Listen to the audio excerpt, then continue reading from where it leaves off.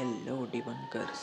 तो आज हम लोग पढ़ने वाले हैं इलेक्ट्रिक चार्जेस के बारे में, इलेक्ट्रिफिकेशन के बारे में और भी बहुत कुछ।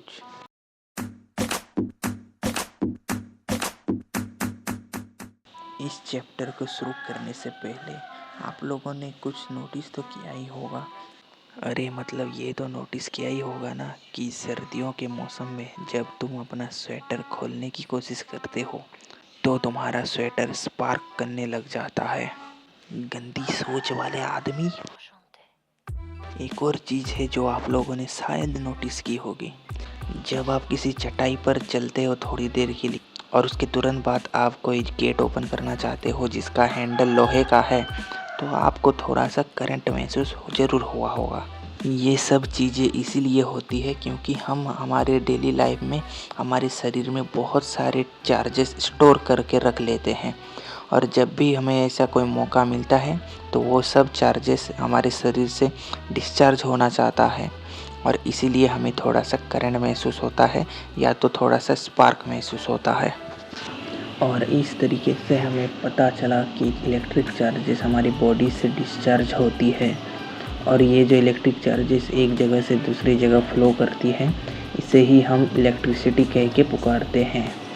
एंशियंट टाइम में सबसे पहले थेल्सी वो व्यक्ति थे जिन्होंने सबसे पहले इलेक्ट्रिसिटी को डिस्कवर किया था।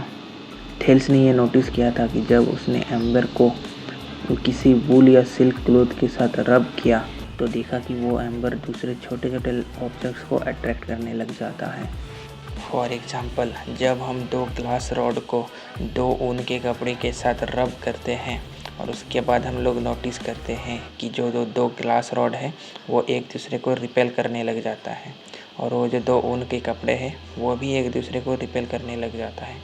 लेकिन जब हम ग्लास रॉड और वूल को साथ मिलाते हैं तो वो एक दूसरे को अट्रैक्ट करने लग जाता है, जिससे हमें ये बात पता चलती है कि ग्लास रॉड और वूल दोनों में कोई अपोजिट क्वालिटी का चार्जेस होगा जो एक दूसरे को अट्रैक्ट करने में हेल्प करता होगा, और दोनों ग्लास रॉड में और दोनों वूल में सेम क्वालिटी का चार्जेस रहता होगा जो एक दूसरे को रिपेल करता होगा। और इस तरीके से हमें पहली बार पॉजिटिव चार्ज और नेगेटिव चार्ज के बारे में पता चलता है। और फिर इस तरीके से साइंटिस्ट बेंजामिन फ्रैंकलिन ने सबसे पहले हमें ये सजेस्ट किया कि इस तरीके के सेम क्वालिटी वाले चार्जेस और अपोजिट क्वालिटी वाले चार्जेस को मिला के हमारे पास टोटल दो टाइप के चार्जेस होते हैं।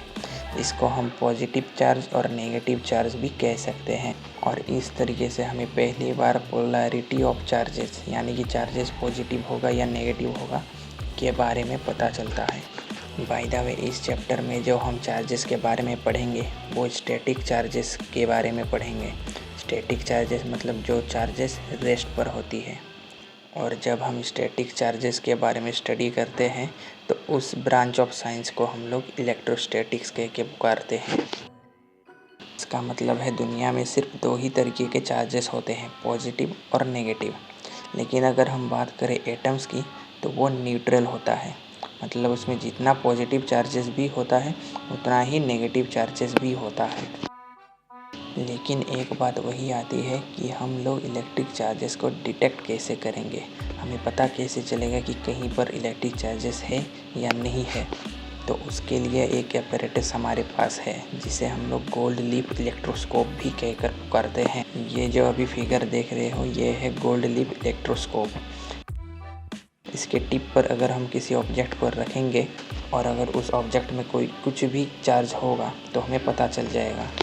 तो अगर उस ऑब्जेक्ट में कुछ भी चार्ज होगा तो वो चार्ज इस पतले रॉड से फ्लो करके नीचे गोल्ड लीफ में आ जाएगा, और क्योंकि दोनों गोल्ड लीफ में सेम क्वालिटी का चार्ज होगा तो वो गोल्ड लीफ एक दूसरे को रिपेल करेगा और एक दूसरे से थोड़ा सा दूर हो जाएगा, और तब हमें पता चल जाएगा कि इस ऑब्जेक्ट में कुछ ना कुछ चार्ज ज़रूर है।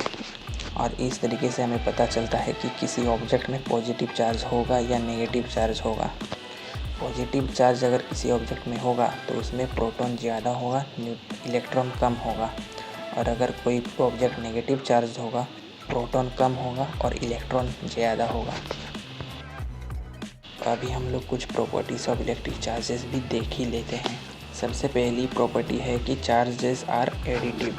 यानी कि अगर किसी सिस्टम में जितना भी चार्ज प्रेजेंट है उसे हम एल्जेब्रिकली ऐड कर सकते हैं। दूसरा है charges are conserved in isolated system, यानी कि कोई एक ऐसा सिस्टम जिसमें किसी बाहर से कोई चार्जेस अंदर या बाहर नहीं जा रही है या फिर आ रही है, तो उस सिस्टम में जितना भी चार्जेस होगा वो कांस्टेंट रहेगा, चाहे अंदर कुछ भी प्रोसेस चल क्यों ना रहा। और लास्ट है क्वांटाइजेशन ऑफ चार्ज, जिसे सबसे पहले फैराडे ने बताया था पर इसे मुलिकन ने डेमोन्स्ट्रेट किया था।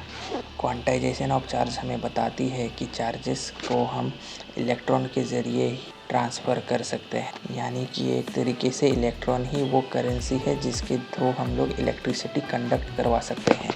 मतलब अगर कोई ऑब्जेक्ट अगर पॉजिटिवली चार्ज्ड है तो इसका मतलब उसमें से इलेक्ट्रॉन बाहर निकाला गया है, और अगर कोई ऑब्जेक्ट नेगेटिवली चार्ज्ड है तो इसका मतलब उस ऑब्जेक्ट के अंदर इलेक्ट्रॉन लाया गया है। और इस प्रकार सिर्फ इलेक्ट्रॉन ही हमें बताती है कि कोई ऑब्जेक्ट पॉजिटिवली चार्ज्ड है या नेगेटिवली चार्ज्ड है। क्योंकि इलेक्ट्रॉन का फ्लो किसी एटम में ईजिली होता है, इसलिए इलेक्ट्रॉन का ट्रांसफ़र ही हमें पॉजिटिव या नेगेटिव चार्जेस के बारे में बताता है। तो इस बेसिस पे हम लोग मटेरियल्स को कंडक्टर्स और इंसुलेटर्स में डिवाइड कर सकते हैं। इन जनरल तो मैटर 3 टाइप का ही होता है, कंडक्टर्स, सेमीकंडक्टर्स और इंसुलेटर्स। सेमीकंडक्टर्स के बारे में हम लोग लास्ट चैप्टर में पढ़ेंगे डिटेल में। कंडक्टर्स हम उन मटेरियल्स को बोलते हैं जिनके अंदर इलेक्ट्रॉन्स का ट्रांसफ़र ईजिली हो सके, और इंसुलेटर्स उनको बोलते हैं जिनके अंदर इलेक्ट्रॉन्स का ट्रांसफ़र ईजिली ना हो सके। तो फिर सेमीकंडक्टर्स इन दोनों के बीच का ही हो। तो ये था आज का हमारा तामझाम। अगला कुछ हम लोग देखेंगे अगले स्लाइड में।